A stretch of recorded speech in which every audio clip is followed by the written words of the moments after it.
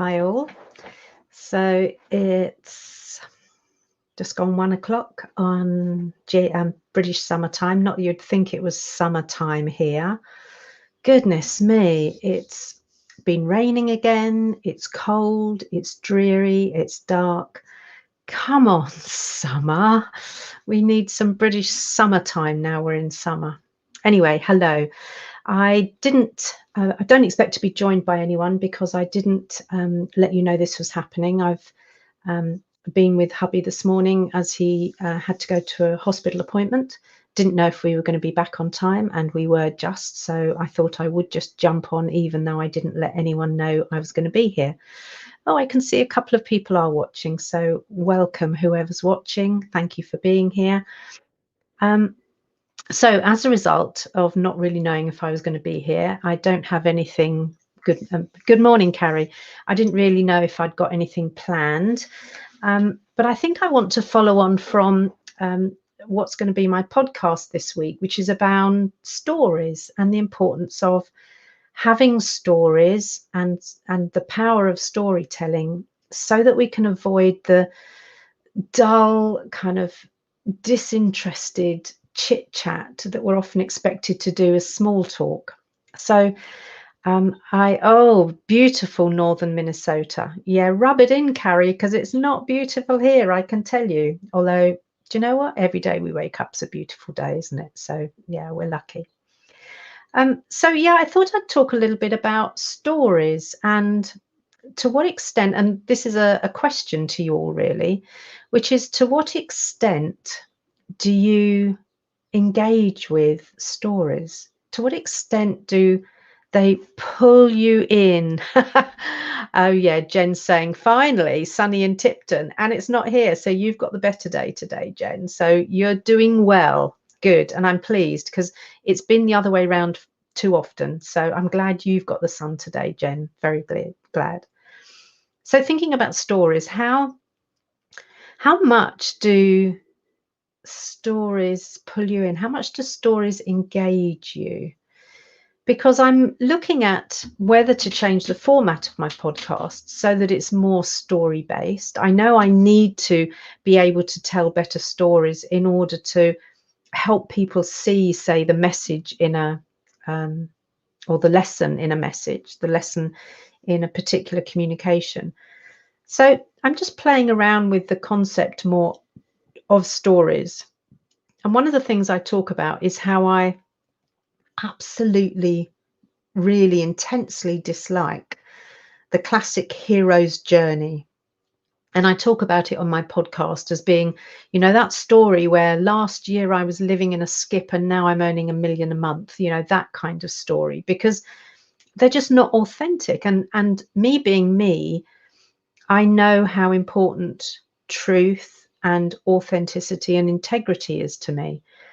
So it got me thinking about how I might create a story that would be compelling enough to keep people engaged and interested and learning along with me without over-egging it, without overdoing it, without exaggerating, because I really dislike exaggeration. I think I've told you before that when I was on a business retreat, I was expected to, I'm with Carrie. Look, she's come up trumps. Absolutely agree. Stories 1,000 times better than chit chat, and just another way. Absolutely. I'm with you 100%. And so the hero's journey doesn't work for me. I do quite like the in media res where you kind of get into the thrill of it straight away and then go back and do a bit of the backstory. So I quite like that form of storytelling. And I was interviewed on a podcast yesterday for the Two Coach Confidence podcast here in the UK. It's available everywhere, but certainly the podcasters are based here in the UK. And I was asked a question about, what started me on this journey to flourishing. And I remember going into a story and, I looked at their faces and they were like children, kind of captivated almost, hanging on every word. And at the end of it, Kerry, who was one of the hosts, said, God, look, I could listen to this all day. And it just reminded me how important it is to be able to have a narrative where there's a story that people can relate to. So there's something that makes sense to them in it. There's also a meaningful message or a lesson, something that they can go, aha, I've got that. So it's not so blatant as kind of, go away and do this, but there needs to be a call to action at the end of it. But there's enough colourful, descriptive language in it that has people really imagine the scenario in their own minds, that really has them there with you. And certainly that's one of the things that I need more practice on, is actually getting my storytelling right so that it's for a reason, for a purpose, that my audience will be able to relate to. And as Carrie says, something that's going to be so much better than chit chat. And last week's podcast with Matthew Pollard was all about networking. And obviously, that's a point at which, if we still have to network, and Jen, this might be really useful for you too, if you haven't listened to it yet, certainly I would, is about having stories that start you engaging with people without having to do the whole kind of boring elevator pitch, which was something that I was taught, hundreds of years ago, it seems like. And again, people are really quite tired of. So I'm going to be doing a little bit of more work around storytelling. Oh, yes. See, this is exactly what I'm talking about, Carrie, in terms of the in media res. I woke up bleeding on the kitchen floor and then explain what happened. So yeah, perfect. And I think that immediately has people go, oh, so what happened then? Tell me what happened. Hi, Sarah. Nice to see you here. We're talking stories today. So I'm going to be doing some specific work, I think, around helping us create stories that are meaningful, that we're happy to tell because they're truthful and they make a point. So in the same way that Carrie kind of shared how she starts a story that immediately grips people and has them wanting to know, well, what happened? What got you there? What happened afterwards? So you throw them right into the mix and then they want to know either side. So I'm debating, because I'm not an expert at this, but I know a few people who are. I'm debating whether to run a kind of storytelling masterclass by introverts for introverts. So it's not going to be the hero's journey unbelievable version, but it may well be something that resonates with us, something that we can then create variations of that help us out at networking meetings. So when people do the classic, so what do you do? I could either say, well, I'm a coach, trainer, facilitator. Thanks, and I don't need any of those. Or one of my clients recently said that I was a corporate disruptor. So I could, when they ask me what I do, I could say, well, I'm a corporate disruptor, and almost just leave it there. And then allow them to say, what do you mean a corporate disruptor? So perhaps there's something about using intrigue at the start, rather than just telling them what we do in a boring way, but telling them what we do either in a fascinating way or in a results-driven way. So, I could say, well, I enable people to be better managers. Again, yeah, not so interesting, not so exciting. But if I think about a different way of telling that story, that, I enable people to ask for what they want, or I enable people to have difficult conversations, the conversations that you really don't want to have. Well, I enable people to have those confidently so that they never have to avoid those kind of conversations again. And again, this isn't particularly a good example, which is why I need help.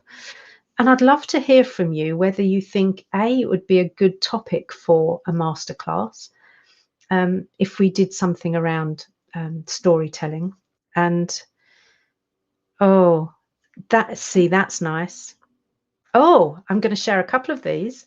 So Sarah is a digital diva.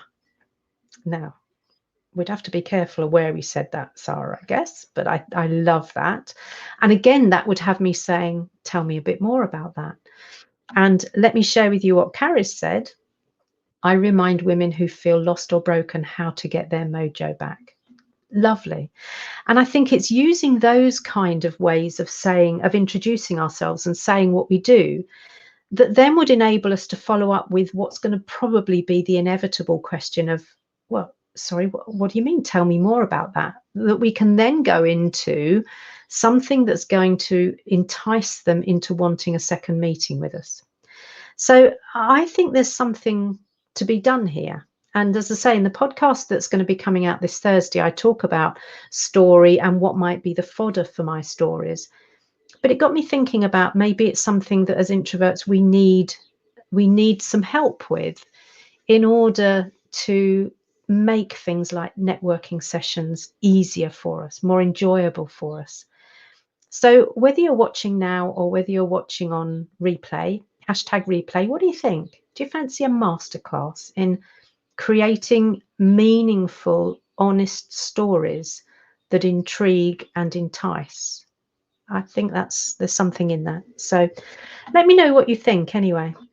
I'm not going to be here long today because literally we've just got back from hospital and I'm going to put the kettle on and make myself a cup of coffee.